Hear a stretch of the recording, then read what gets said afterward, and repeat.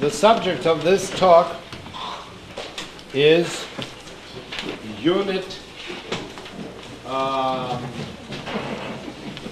beg your pardon, 18. Christian education versus contemporary schooling? 11. 11. Myrrbearing women, gender, motherhood. Yes.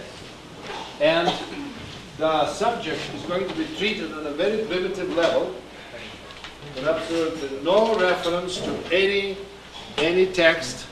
You'll probably have to find yourself and figure it out, or do something, because I don't have any text to go by.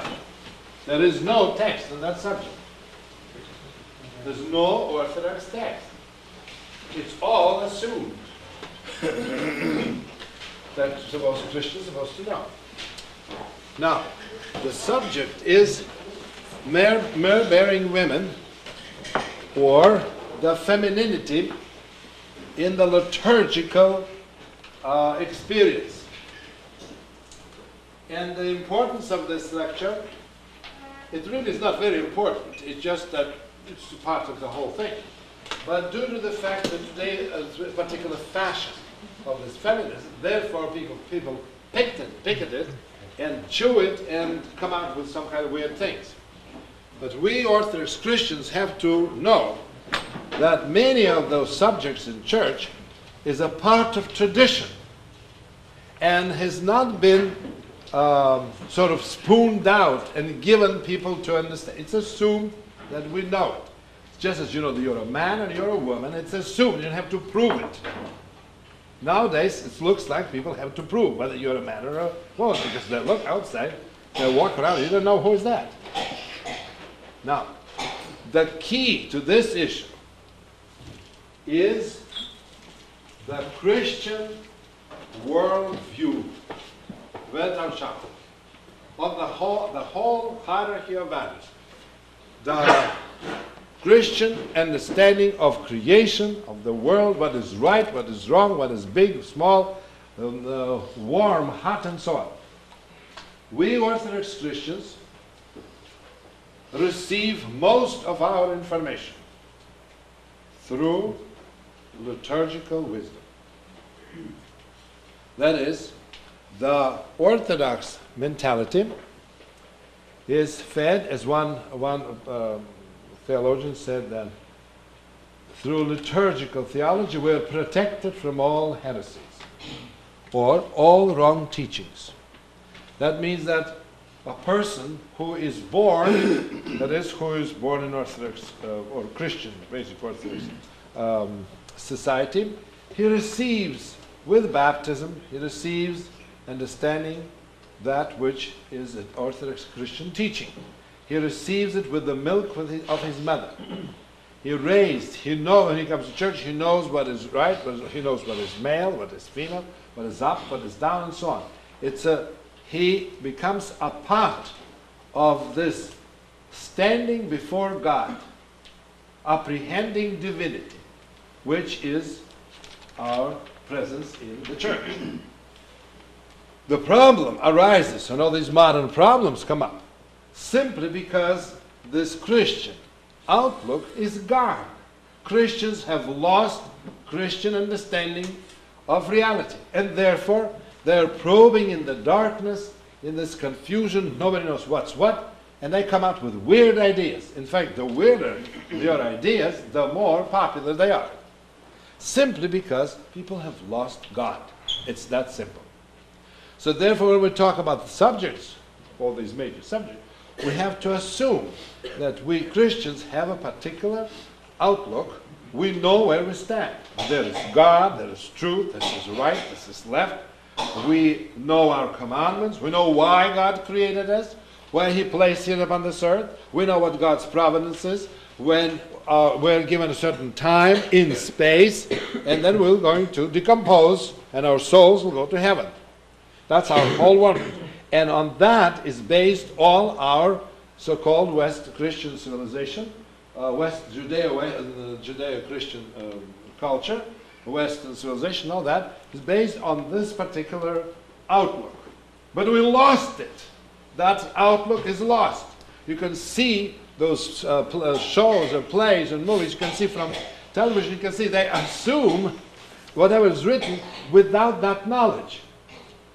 In fact, one of the plays is the character comes to the screen, looks and says, "We don't know what's right or wrong. We are lost." And I remember I sat there and I thought to myself, well, that's pretty stupid. We're Christians, all the books, everything, Holy Fathers, they walk on waters, they tell us, and you're lost, you don't know. How come? Who mixed you up? And so the key is devil. The problem is when God created Adam and Eve and placed them in this paradise, He said, a certain thing you must not do. It was placed on their free will, because then you will lose the understanding what is right and what is wrong. You're not supposed to. That's His will. You're not supposed to. Of course, we can't blame all our sins on Adam and Eve, but when it comes to our will. But it is clear for us Christians, or rather, it's supposed to be clear, what actually is expected from Christian behavior. We have a certain likes, dislikes, which we must like and we must not like. We must like because it's healthy, good, it leads us to paradise, eternal bliss. We must not like certain things which that will pervert, make us sick, and so on. You tell me not to eat too much sugar.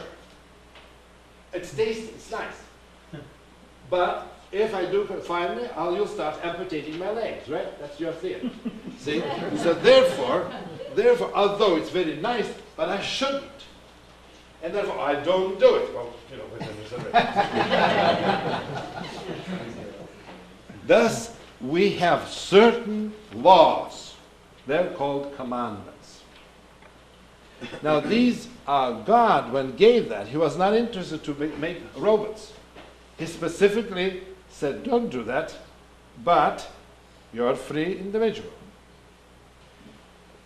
The doing of that was hooked to the idea of loving God, loving nature, loving yourself, loving that which is lovable, and not liking that which is not likable.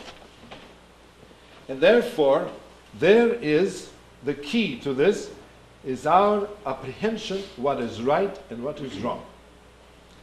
Now, which is natural, or which is like you don't walk on your head all the time.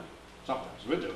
But it's assumed that that's why we're created with two legs, with two walking, with eyes, and so on. Certain norm. Now, the devil, as you know, God created man after the angels fell. And God created man to fulfill that gap which the angelic powers, when they fell, they broke. The symbol of God's creation perfection is the circle. And so one part was missing because the Satan, you know the whole thing, Lucifer and Satan fell out of jealousy of God, and there was this created, according to the teachings of St. John of Chrysostom very beautifully, that there was this gap, hole. And so God created in His own image a man, so that he would be the crown of creation. It would be like a diamond on a ring. That's the evil powers were jealous of man, because man was created in God's image, and angels were not created in God's image. Therefore, the devil began to tempt by that which is ultra pleasurable, or rather, which is super, the excess. But he tempted with something which is positive, but to the excess. Because he could not hide, he had to hide the truth by covering it with extra natural pleasures. Now this is the key. to understand the Christian position.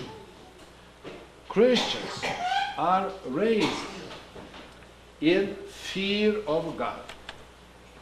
That is, they are given this truth, the commandments, and they fear not because God's going to hit them over the head, but because that normality, that focus of apprehending God's glory, God's beauty, and full fulfillment will be abstracted. And thus the vision will be not clear. The vision of what is normality, or within norm. We're creating a particular norm. When a child is raised, first of all, a child, human being, is born out of love, or energetic love, passion, of the two natural elements. Is conceived through pleasure. And although in pain and suffering the mother will bear the child, but through the bearing of the child she's saved. And it does not say about men. Women are saved through childbirth. God created man. Trouble?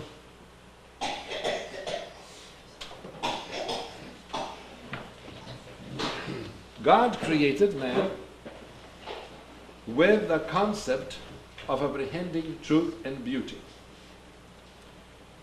And this, the ultimate beauty, is the ultimate normality. The estranging from that normality is estranging from God, the source of life. Therefore, by being obedient to God, we actually therefore become more natural and become God-like. And without this attitude, we cannot understand what is the significance or meaning of evil. Evil is actually, according to the fathers, necessary for our salvation. That's why there is no evil in that sense. In order to understand that, the key there again is the idea of God's providence. When child is conceived, he comes out of the mother who gives him flesh. Man, the first man, then, humankind, Adam means man. Adam was created out of that very earth which was created for him. Out of the very earth. And sort of afterthought came Eve, which was taken out of his rib. That is, already on a different level than his makeup. Already a spiritual level. Therefore, a female is a more spiritual phenomenon than male. Because the function of male is to, as we said about the circle, function of mankind is to ascend to that state which God originally intended to be the adornment through the descendants, through the children. In other words, you're supposed to have children because you must raise them as saints, and they will therefore eventually comprise such amount of them that will supersede the devils or fallen angels and become adornment. And it's interesting that personalities, Holy Fathers say, are even odd, weird personalities that actually eventually become adornment to paradise, like jewels. And there's this vision of Theodora. They even made an opera on that subject, the Grad Kitish, the city of Kitish, and there she goes and she sees the angels and the children, the martyr children. It's all adorned. The whole paradise is adorned with these personalities. because they're created in the image of God, and everyone is different. Every personality is different. Now, therefore, man's designation is being earthly, is to be a link, it's a vertical image, between earth and God. And the female is the horizontal, which is the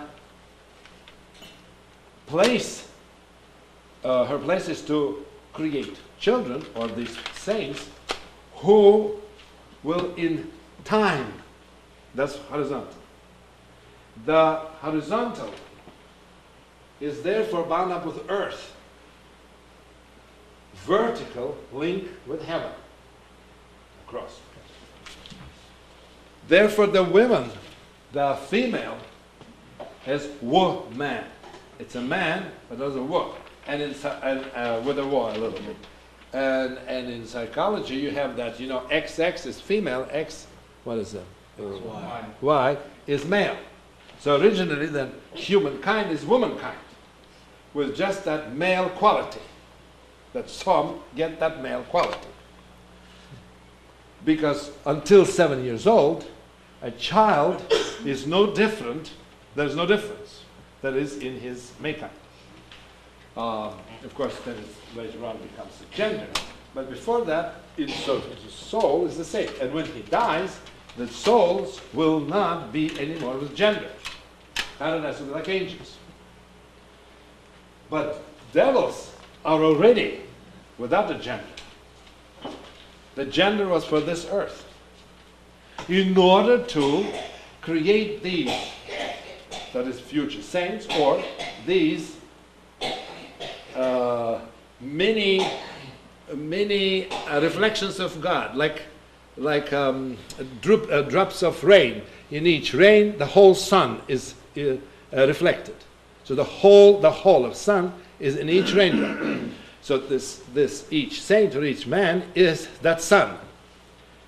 And the function, or maybe it's complicated here.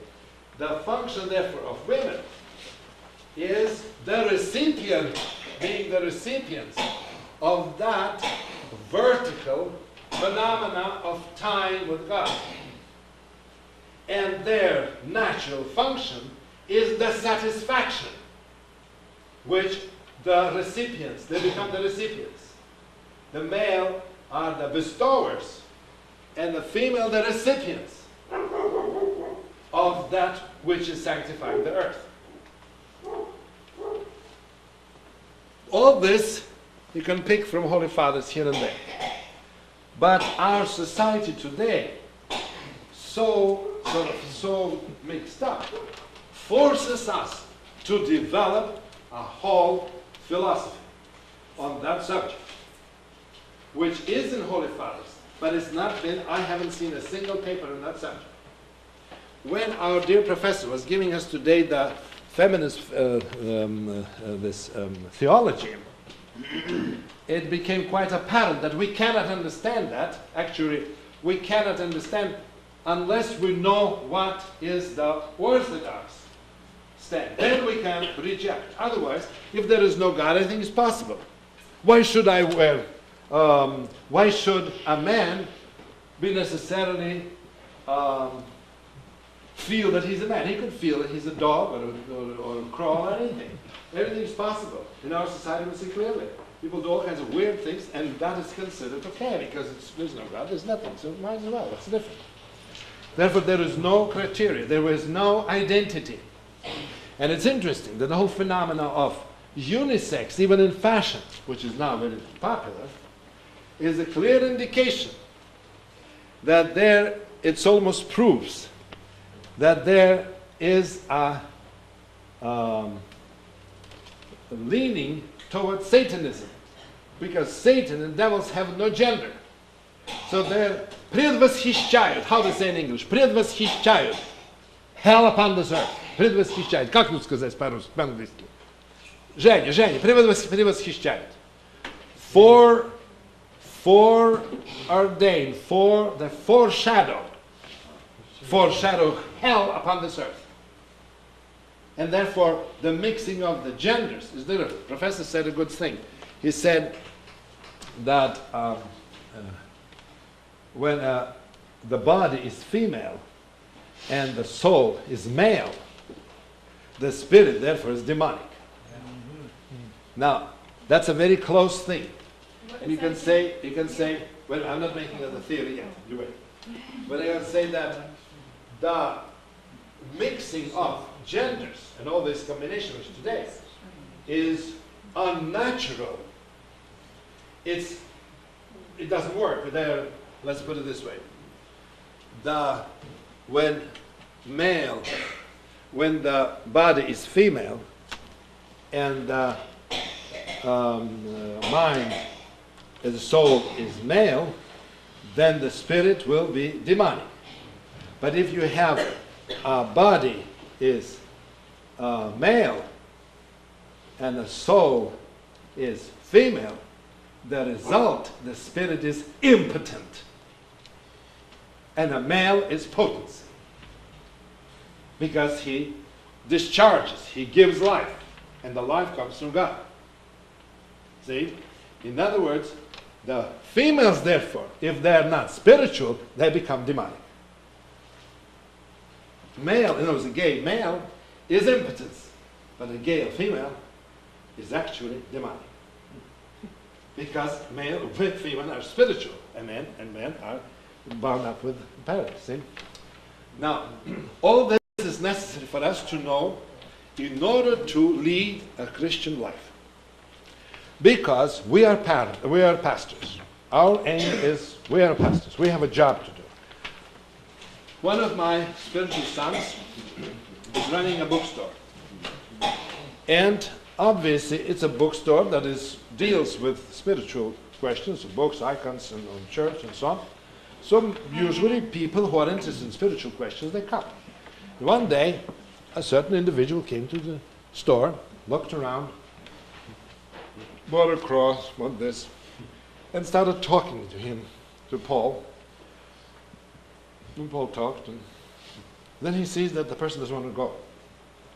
And so he goes, all right, so he looks through the rest of the books. It's fun when everybody was gone. Then he comes to him, to Paul, and says, I'm the most miserable human being. I don't know whether I'm male or a female.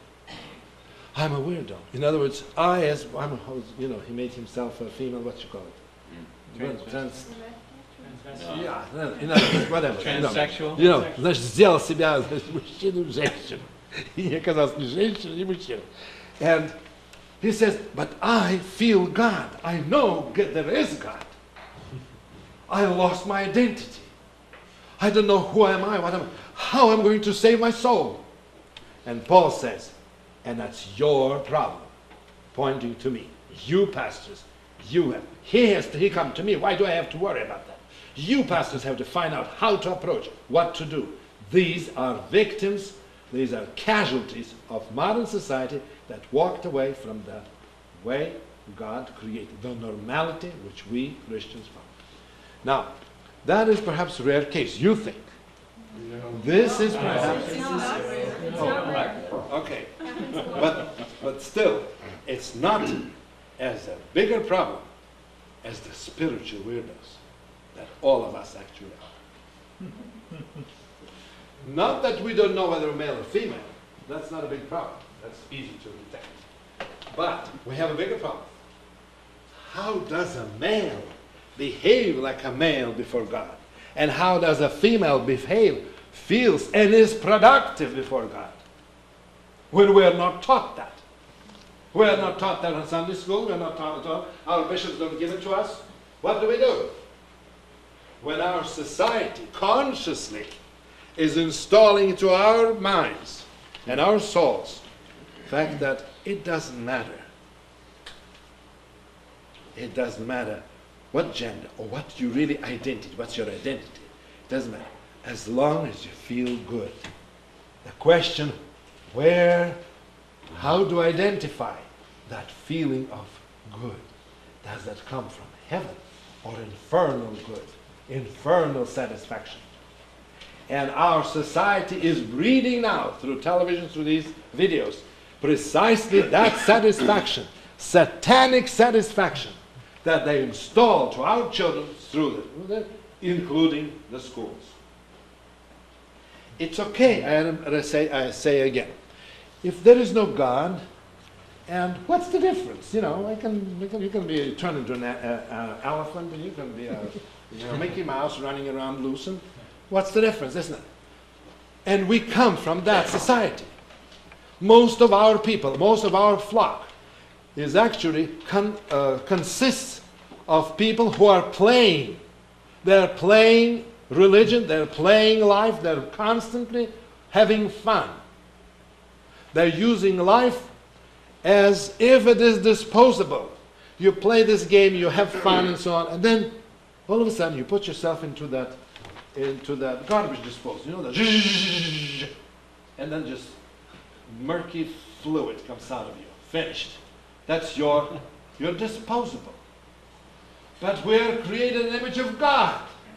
We have a divine soul. Those little babies that pop up, they have divine soul. They can change the whole world. Holy Fathers say that each soul, human soul, is worth the whole universe. It's more precious. Why? Because it's the image of God. That image of God is lost in our society, and our pastors have lost that image. Our pastors assume most of the attention of our pastors today goes to censors, to what they eat, and what the gossip, jurisdictions, and fights. There is no God in it. I don't know, maybe you're lucky, you've seen it. But when I was searching God, I would come to all these churches. There was no God, I tell you. Or I was so dense I didn't feel it. You can say yes. Or perhaps it was too dense. But I wanted God. And when they showed me, a simple, humble monk showed me how God reveals in human beings, I got the point right away. And I made a big difference. I started reading all about the Holy Fathers, everything. It became very clear. And I judge, up to now, I judge all Christians not being Christian. Because they don't bother to find out what God teaches, what God expects from us, why we were given a life. And life is good, and we feel great. And if you don't, means you're weird, something wrong with you. Or you're full of allergies. What are these problems? You don't know what to do with yourself. But if you are created in the image of God, then all these allergics all means nothing. Because you know that's only a part of your cross, which is installed upon or placed upon your shoulders in order to get a greater glory in paradise. There's no better, there's no lamenting and sighing on the business. You understand? Now, the crucial issue in this whole thing is this. Our young generation now, there's an epidemic. Our young generation is killing itself. Just heard that in the United States, the worst of all states is Utah. In Utah, I guess Mormon influence or something. More teenagers are performing, there are more divorces than any other place, and teens suicide. Why Mormon? I don't know, it's not my business now. That's, I guess, your department, or Dwayne's. Where is Father Damascene? Are you with me, young man? Okay. Now, you're supposed to ask later on an important question. Therefore, the young generation who are supposed to become saints, they dispose themselves very soon, and thus fill hell, this eternal state, with our own children. I come again as a pastor, I come again to this question. What are we to do? And the answer is Myrrbearing women. Because the whole history of humanity is actually described clearly. It's a man's history. And true. God created man, Adam, placed his world, and that's his world. The female is that spirit part of him, you know, it's right here. Is it this way? I don't know which side it is. It's the rib. That rib, Adam's rib, is, as one father said, just think, the Adam's rib was close to his heart. That's why man fell in love with women, because the woman is the closest thing to his heart. Okay? Now, the myrrh-bearing women is an interesting phenomenon. If we follow the orthodox sort of mentality, how God created everything in church, then we come to a question. Why weren't there women apostles, except perhaps the epistles? The women apostles. There were men apostles. See? Why weren't there? Yet we know Jesus Christ had these women who were right there serving him all the time, and the gospel is filled with women. And interesting, and they're very functional, they did quite a lot of jobs. In fact, according to, we know that he appeared first of all to women.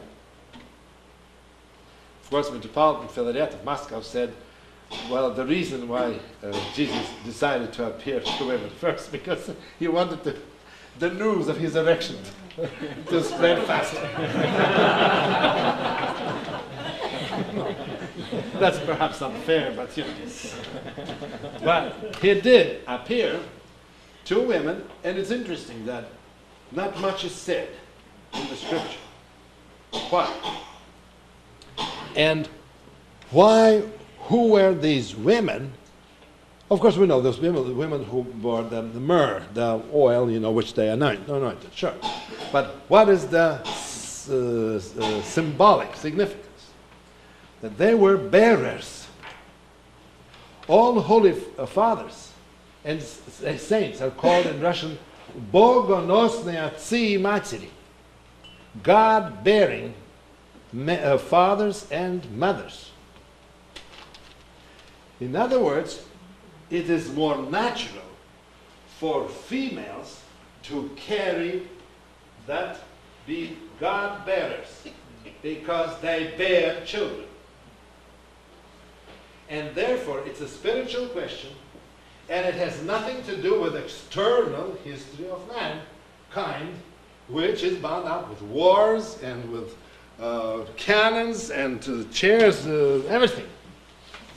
Women are not concerned with that. The church tradition is this. A child is born, a woman, and belongs entirely to the Lord. He or she draws life and food from the body of a woman. It's all packaged in. When a child is ready enough so he can walk, he is still tied to mommy. The father image is a foreigner to child. Oh, it's nice that dad is around and his beard is there, yeah, sure. But actually, the whole thing, it's mommy's production. And the baby is therefore sort of a feminine phenomenon. The child is, the expression is that the mother breathes into the child otherworldliness. Surely it's easier for her. She has a soft voice. She's gentle, soft, smaller. There's no beards, no basses, and not roughness. And the child, therefore, is protected by this awareness of this refinement or finer things until 7 years old, when child is confronted with the phenomenon of what is right, what is wrong. He's led to church by his godparents. If it's a girl or a boy. If it's a girl, godmother. If it's a boy, godfather. They lead you by the hand to church and confront you with awareness. So far as being sort of maybe children are aware what's going on, but the 7 is supposed to know what's going on in church, what it's supposed to mean. It's house of God. God dwells in it. Of course, God dwells in each soul and everything, but that's a specific place. Child understand. It's adorned with images, with normal human beings Not these dancing burgers or some kind of a weirdos, those monsters. No, the pictures of mostly idealized human form, a little bit not of this world, but the human form. These saints are depicted, or scenes of life of Christ, or the biblical illustration. Then the child is confronted that there is difference. He enters, this is narthex, or a place where you enter, a place where you're not quite in, where you are not fully exposed to the fullness of the dome, the fullness of the vault of heaven. That state is a state of preparation. The services, except for matins and vespers, and of course liturgy because it's a sacrament, are performed in there, which is the narthex, and so that the catechumens can be there. Then he enters the main church. Then he sees iconostasis, or a partition between the body of the church and the Holy of Holies, which is the mystery. And there's a curtain closes or opens, so the mystery reveals once in a while. All the services, mind you again, except for exclamations, are performed outside of altar. All of them. Only sacraments are sitting in. So that it's accessible to everyone. The icons represent male figure phenomena, female phenomena. Usually there's a saint, the doors, angels. Angels are bound up with our state in the future. That is the side doors. And then the patron saints, or the major favorites, or the phenomena of like your personal private idea of your personal private liking, your taste for color, taste of beauty, sound, and so on. That's the idea of patron saint. Same.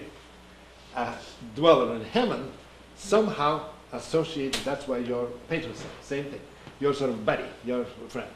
Then, the priest who performs services to God, not for men, but not for human beings.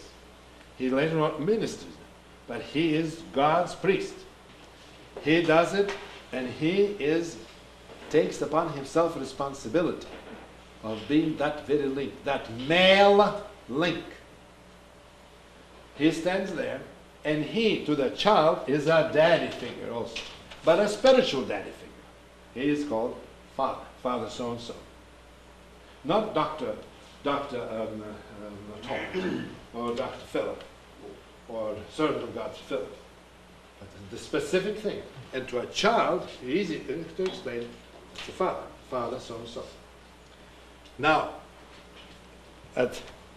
when the child is confronted with the law of God, what is right and what is wrong, he is confronted in the house of God, in front of living witness, his father, that is not real, his the Father, and the God paths, right?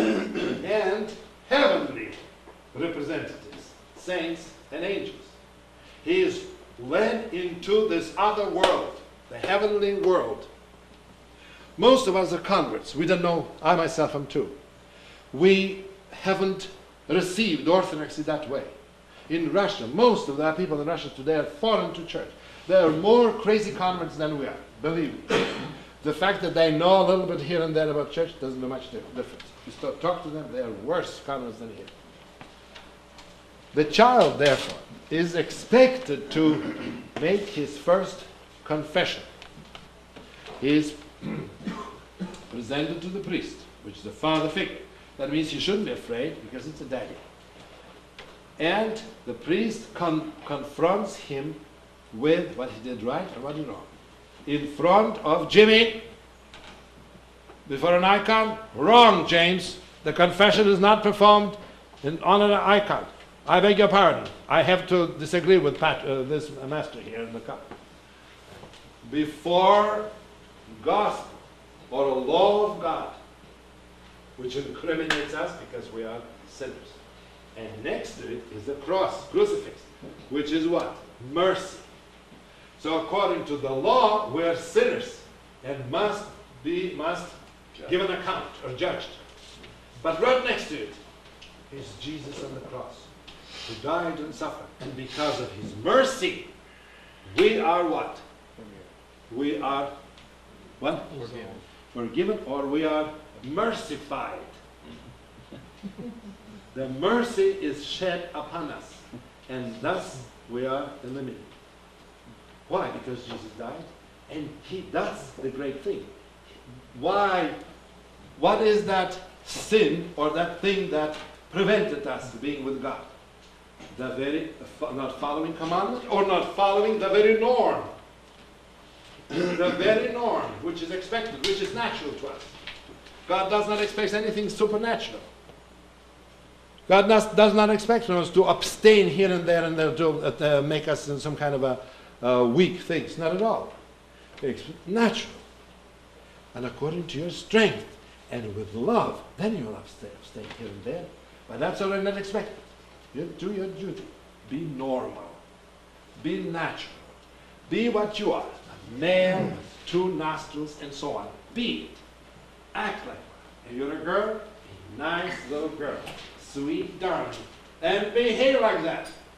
It's expected from you. Within lies your happiness. Yeah, that's a fact. Now, because that'll be normal. That's your norm. You'll be happy. You'll make others happy.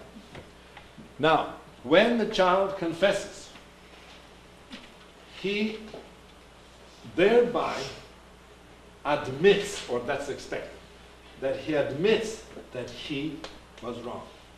That when he went to Safeway and got that Hershey bar and devoured it and didn't pay his 75 cents for it, that's expensive, or maybe it could be for 59 cents. That was wrong. And not that he must be necessarily punished, but he must be he must be informed in a loving, fatherly way, that's the pastor comes in, that was not right. That was not according to the commandment of God, who said, first of all, love me more than anything else in the world.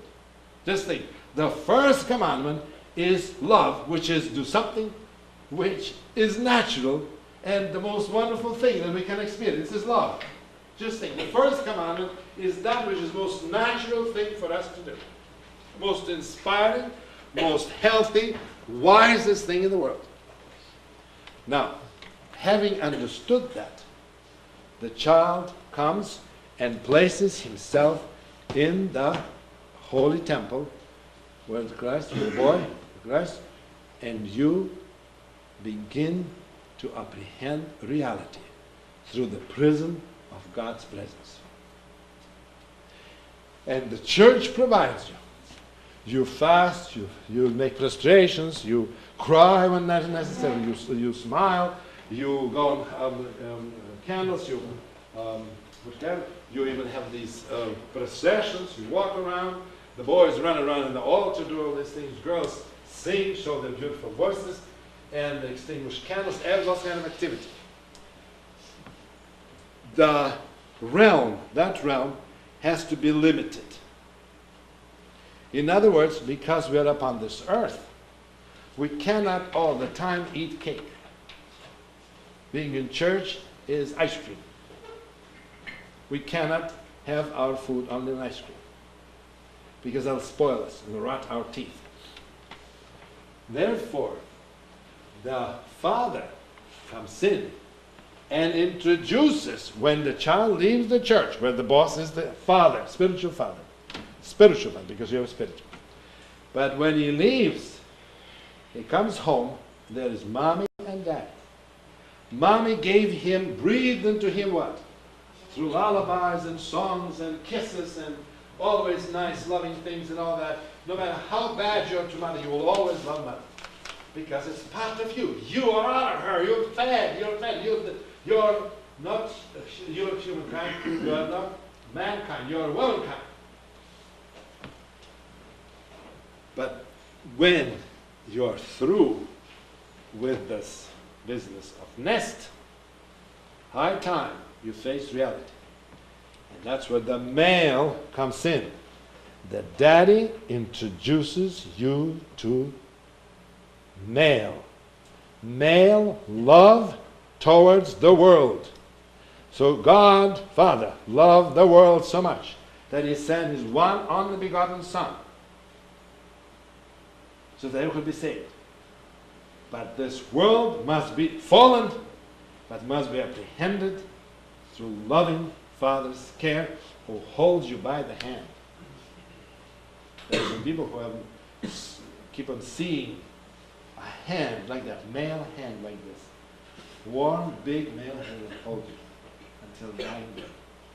In other words, Father introduces the young soul to the fallen world through loving it, and tells you how to use the tools, how to use a hammer so you won't ruin all your fingers, how to use the saw so you won't cut off somebody else's head, and that the saw is not for that purpose. As today you go to the movies and you see whole movies one after another about chainsaw, how they chop people into pieces, and when those scenes come up, the audience begin in glee, screaming, "Ha! Somebody's head is cut off, blood gushes out," and they enjoy it.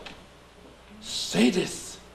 That's a prefigure, предвкушение, как это по-русски, по-английски? Предвкушение, foretaste of hell, giving satisfaction from sadism. That means humanity is so odd, so weird, so unnatural, so sick, and therefore through sickness comes death.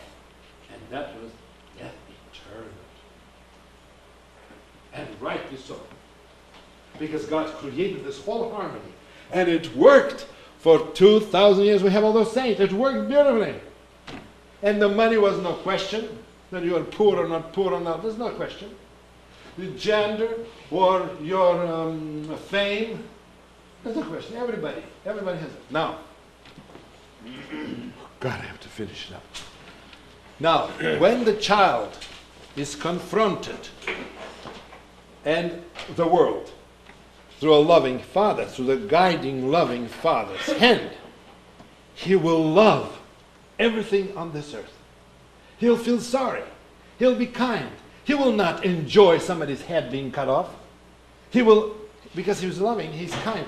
He is full of in truth. Therefore, he introduces to reality, the fallen reality, in the light of God's love.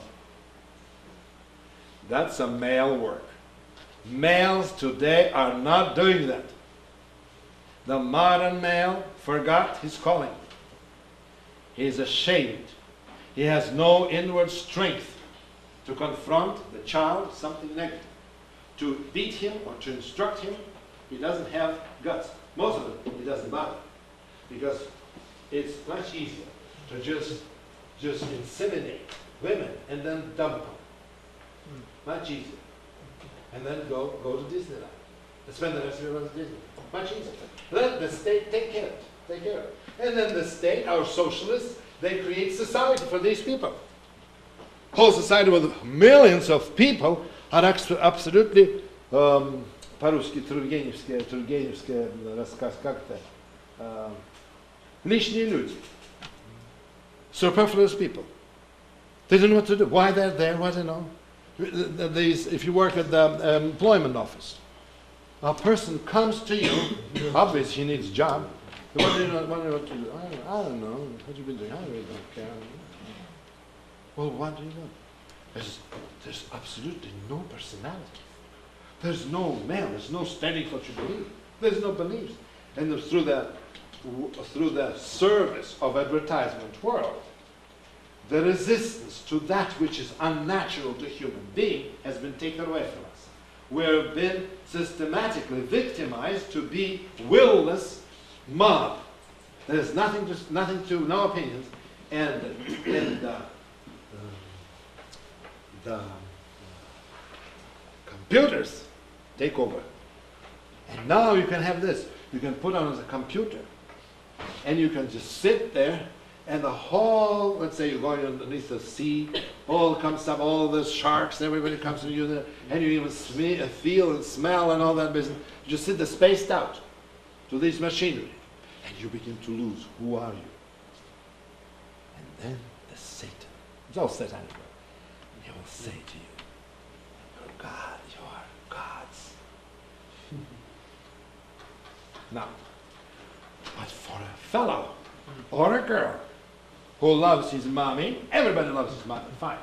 But when at 7 years old, mommy has to take her apron, put it aside, and now say, Johnny, I'm your mommy, I'm going to take care of myself. I'm going to take care, I took care of you, I took all those, your diapers. I'm tired of cleaning your diapers, finished. I'm still a nice young lady. I'm going to concentrate, I'm going to read nice books, and prepare myself for monastic experience. That's it. You're done. Then Daddy comes in and says, oh, Ginger. Oh, I have to do it. And Daddy takes the boy, and the first thing he does, grabs him, he crushes him, he kisses him, he beats him, and he makes a man out of him. A man who loves. If a man who wasn't loved by his daddy will never love his wife. Because he's not fully man. And he cannot satisfy a female with his madness. Oh, he can seduce her, yeah, that's fine. But he cannot love her. Therefore, the babies come out weirdos. They are not the result of love. And the same thing with if a daddy, when the girl, his daughter, comes out of age, is the daddy doesn't love, doesn't grab his daughter and kiss her and have her aware that I am your daddy. Because of me you're alive. And you're such a beautiful thing. You're a wonderful voice. You're a darling. I love you. If the girl does not love her daddy like that, she will never love her husband.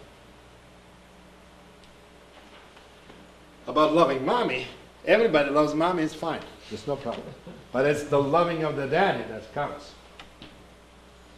Next step. When the boy starts growing, teenage, after 7, he begins to develop puberty, begins to develop his manliness. Together with good qualities, also bad qualities come out.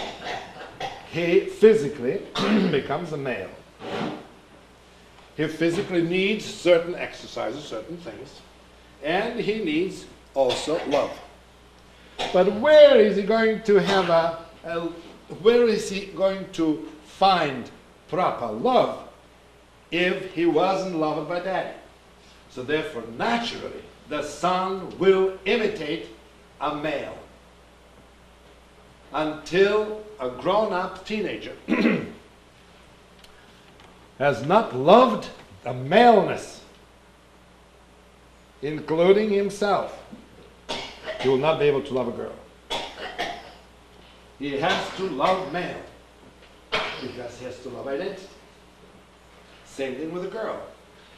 If she will not love her daddy and feel protected, cared, a little spoiled, pampered, she'll feel that she's something super duper special in his eyes. She will never truly love her husband. She didn't have a model to go by. And it's interesting. The boys grow slower. Girls mature much earlier. Because once the girl gets those male daddy's masculinity, it actually awakens her to be the recipient of maleness. And boy goes slower. Because boy's job is not to immediately come and start another nest. That's where girls start away. 17 years old, she's already building her nest. Not the boys, they can't do that.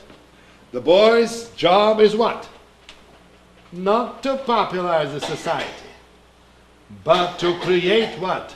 He is to be a soldier before God He is to produce saints, and he is to war with evil. He is to create God's righteousness to be upon this earth, because this earth is created for him.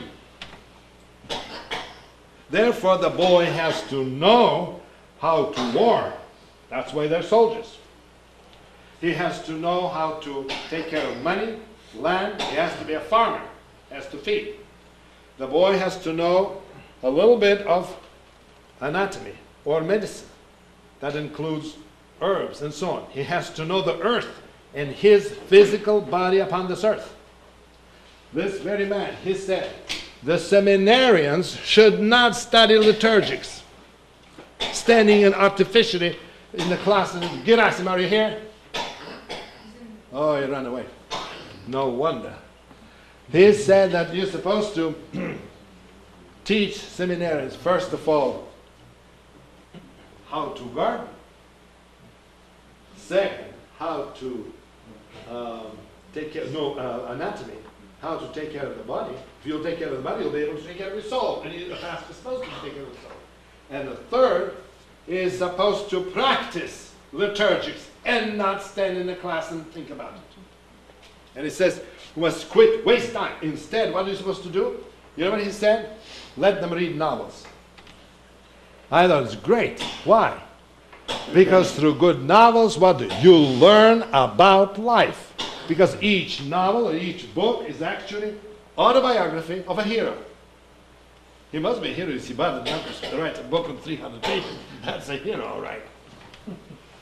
Now, when men are mature like that, then they must be given a wife, a mate, through the consent of his parents.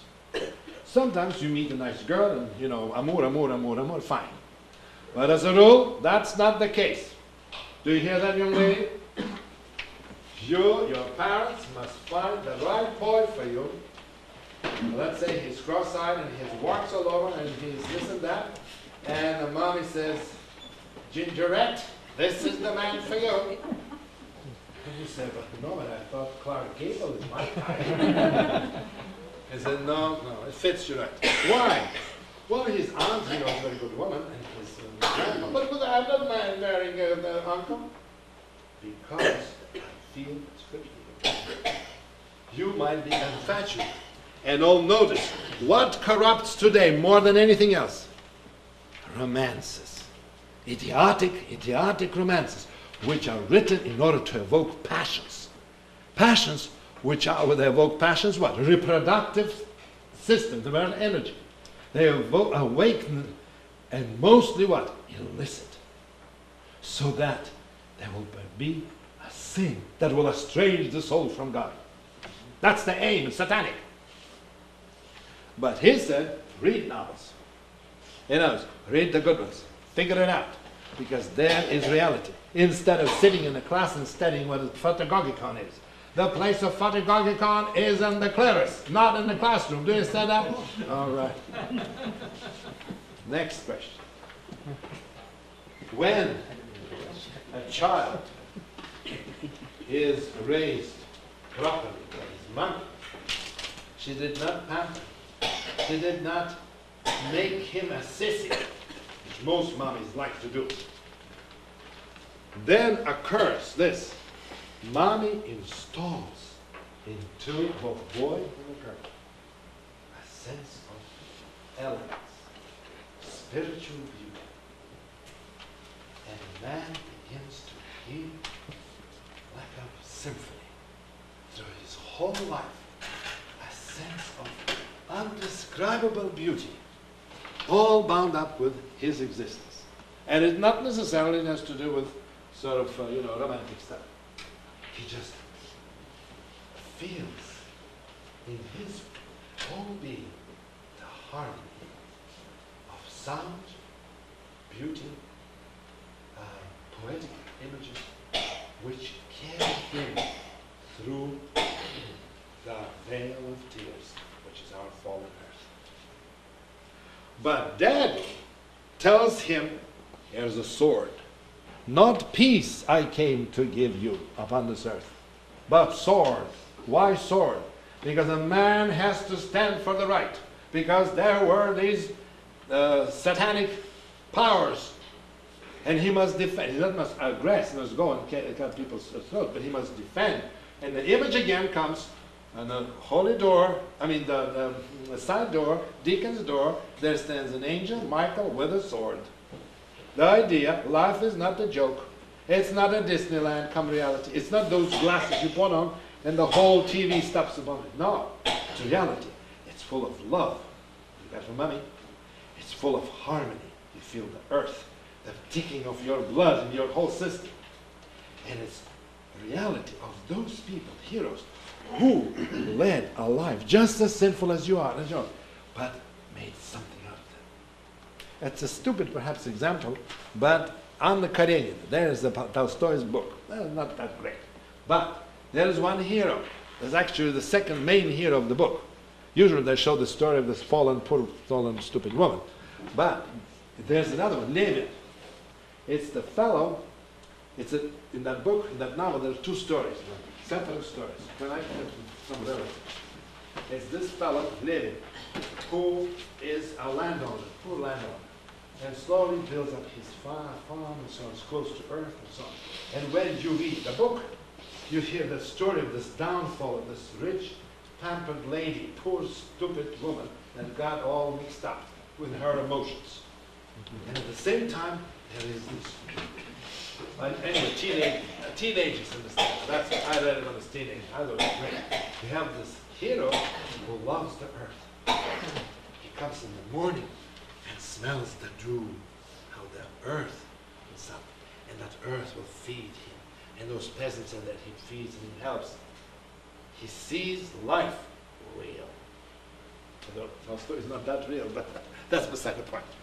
But the point is this, that these images of these heroes, fictionized, okay, but they present to you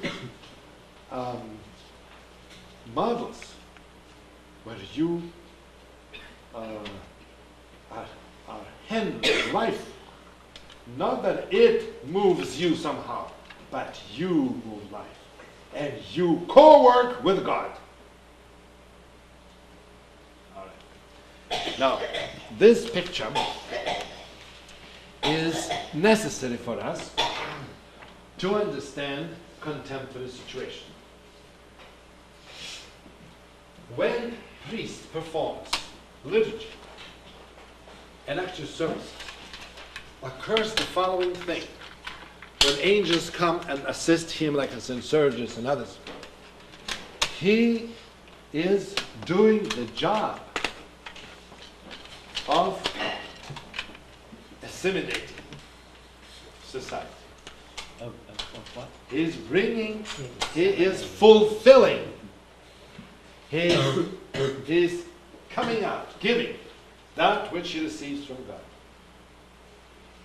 And therefore, his job is to be able to stand at peace, stand erect before God, and just pour out his grace.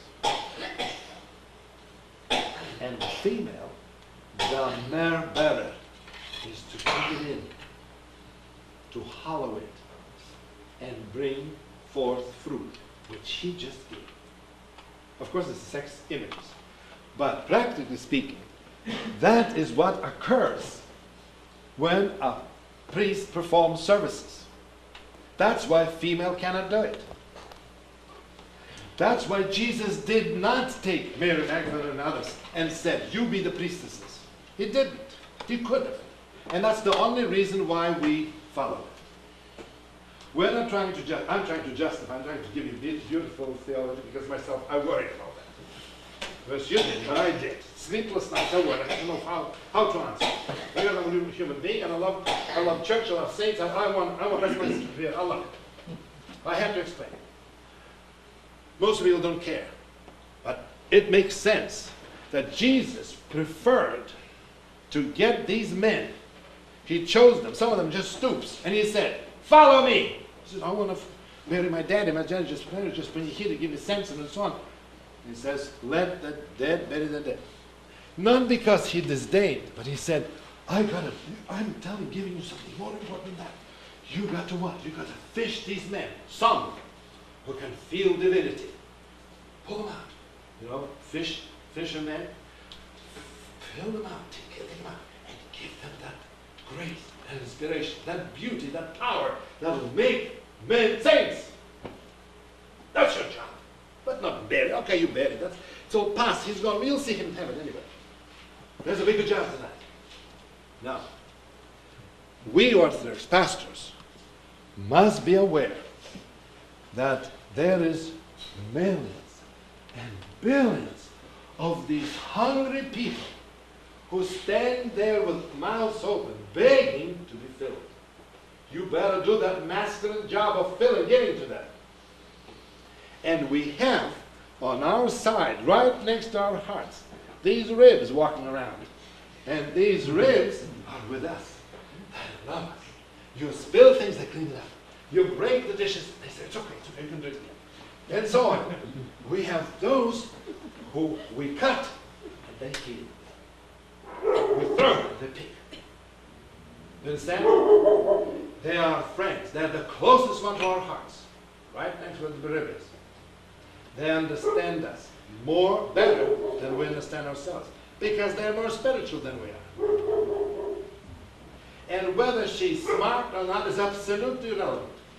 She's created in the image of God to be that co-assistant in heaven. And it's interesting that our fall occurred through a woman. And our redemption also through a woman. You know, and this very woman, this very redemptress, co-redemptress as the Catholics say, was actually an image of purity. Even to the extent of being a mother, at the same time a virgin. How more pure can you get? And this is the principle that each man, especially pastor, he must be aware that he has to do a job, a masculine job, which girls can't do. Not because they can't, sense or make in Pluskamedia the same thing. I'm sure girls could do maybe a better job than you do. But that's not the point. The point that, let's put it this way, what the girls do, we can't do. Perhaps she can bust into altar and do those things. But when it comes to that spiritual aspect, we can't do it. We can't sit next to somebody's heart, pumping your heart, sing a lullaby.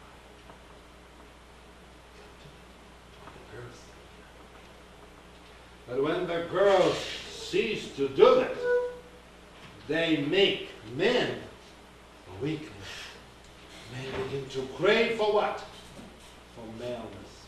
And that's what oddity is. Why? Very simple. Because God created in such a way that there is a blend between those two. Dualism, two big, small, white, up, down, and so on. That element is present in God's world. That's God who created. Therefore, it's okay. A girl can be a deaconess, and give Holy Communion and bring there. It's okay. That's not a big thing. She is thereby not assuming that she's a male. Because she can't be a male. She can't inseminate. She is to be a recipient. And be that Myrrbearing. That bearing. And through her patient bearing, even 9 months, she comes out with a baby. But in her patient bearing, she begins to heal divine songs. That's why St. Paul, the one you quoted, says, let them shut up in church. That's what he says. Shut up. Oh, they can sing Praecomenos here and there. But let them, because they hear. That's what we got. You get the point? Because they're more spiritual. And why do you think churches are packed with women and not men? Do you ever think about that? Why? Church certainly is created the man's stuff. Why are the women busting there all the time? Because they see something else. What is it? And I'll tell you. When you read spiritual literature, and you read lives of saints, and especially in the ascetics, Russia was especially abundant in the last century with these righteous men and women, they're called Podvizhniki, which means actually men and women of heroic sort of valor. When you read them, you come to a very interesting point, that each, or the sort of general picture comes, that the men, these heroes, these abbots and bishops and metropolitans, fools for Christ, and they call them, they all operate, although spirits like Saint Seraph, but they all operate on a different level. And the females, they operate on a level which is very difficult to get, that is to understand, which basically is they catch things between lines. Tютchev, great Russian poet, said, a thought expressed in words is already a lie. And Tolstoy made himself a law that he would write. He made himself a law, every day he would write. He would write in such a way that there would be a maximum of impressions or ideas or thoughts in minimum of words. So he would rewrite out of a page, one sentence, one page, and wrote and finally 3 words. But the word order would be so functional that it makes sense. In other words, the world of a woman, genuine woman, good woman, I don't mean contemporary these widows. I mean a true God-bearer, true Mary. She has a different word, a different tone. She is not on the same wavelength than male. The reason why today's divorces, it's clear indication, that there are very little difference. Just that, he's a boy, he's a male sex, and that's all.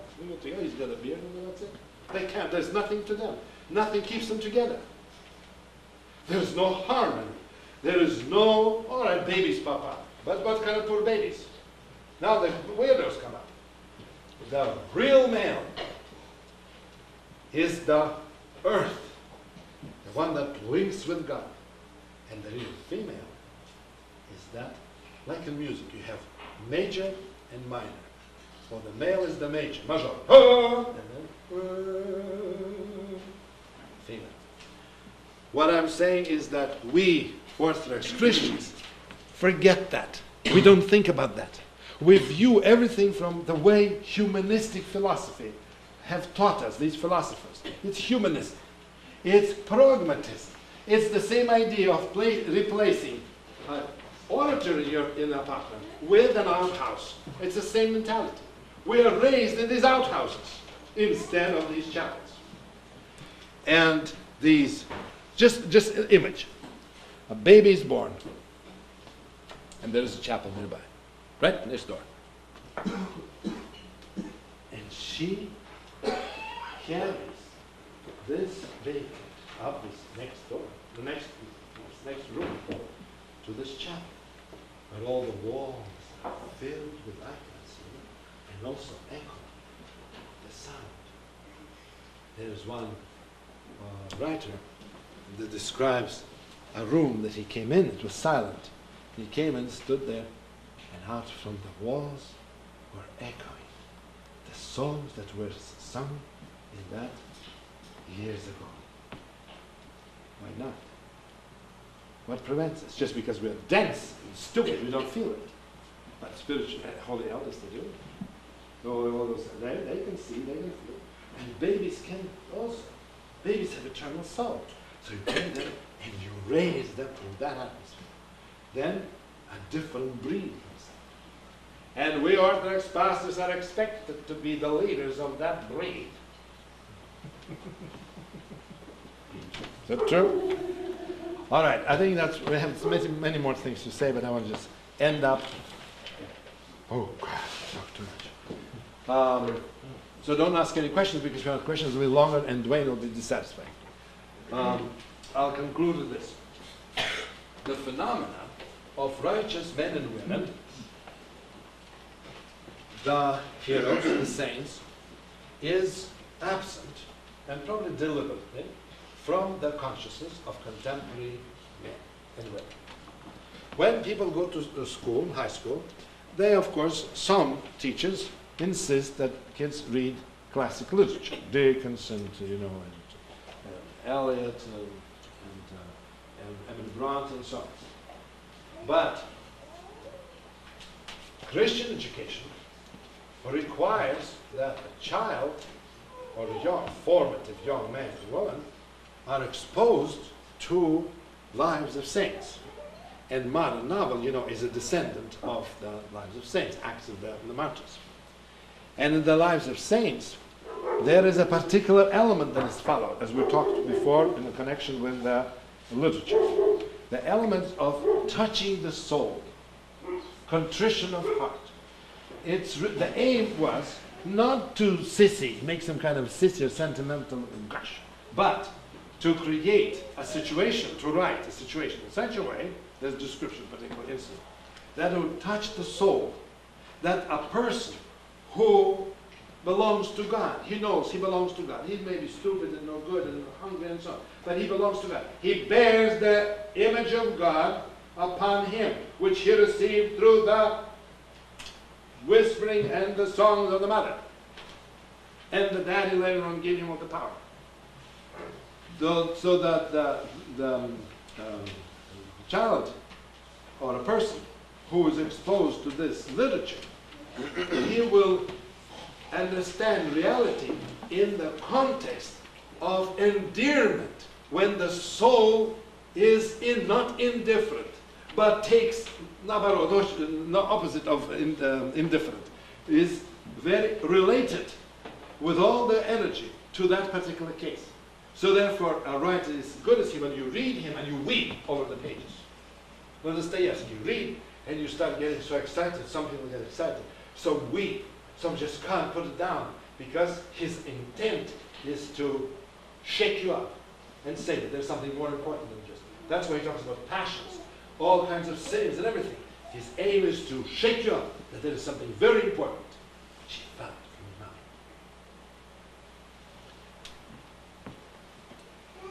And through his dad, he has an attitude that he is going to follow their steps and will be a saint too.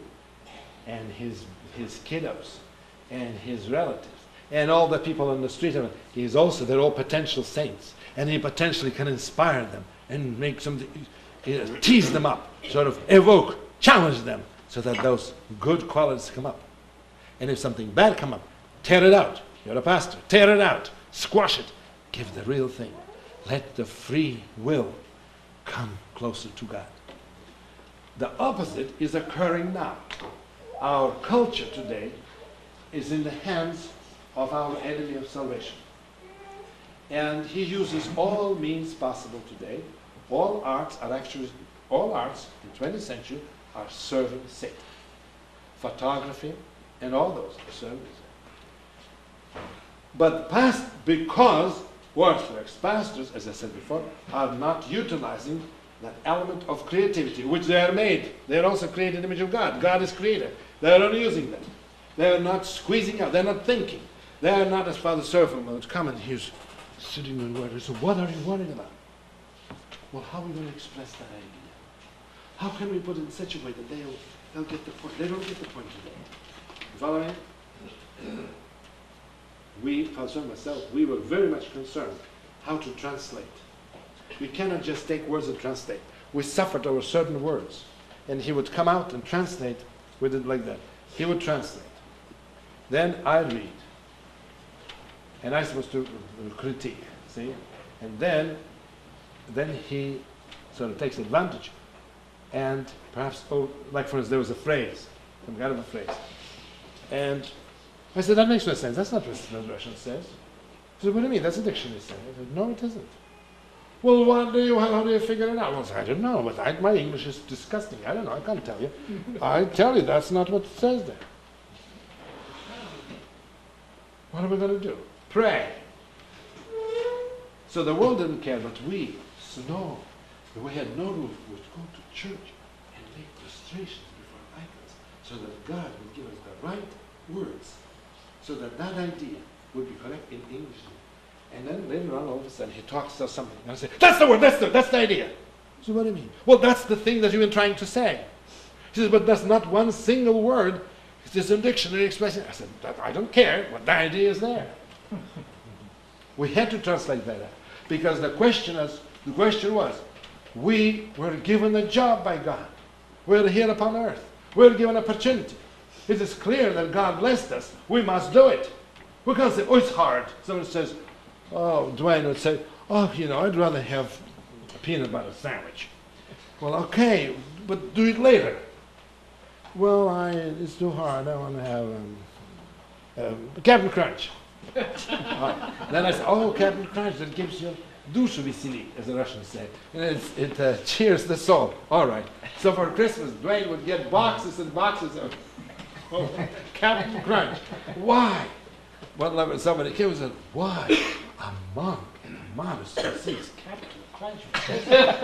This is weird.